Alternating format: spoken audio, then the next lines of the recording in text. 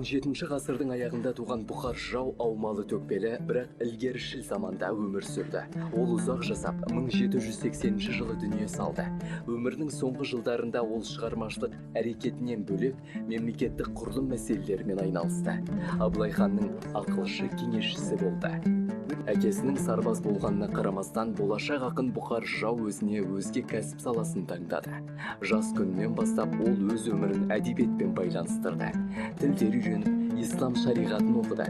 Бала күнінде ол медреседе оқу үшін бүгінгі Өзбекстан жеріндегі Бұхара қаласына аттанды. Бұхар жырау араб, парсы және жоңғар тілдерін меңгерген.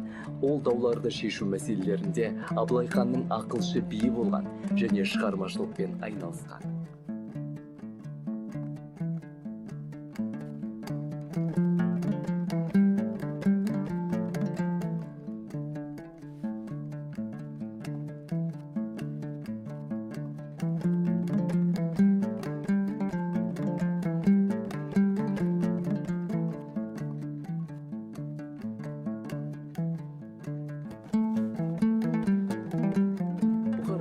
Сүрген заманда байтақ далада байланыс көздері болған жоқ, қиын қыстау кезеңдер болатын.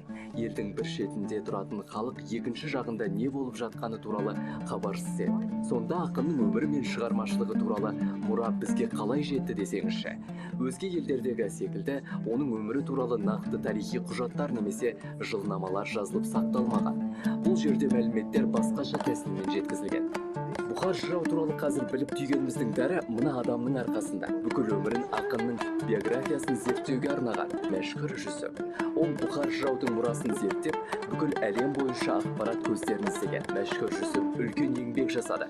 Ол қазақстандықтар үшін Бұхар жыраудың өмірі мен шығармашылығын қайта қалпына келтірді.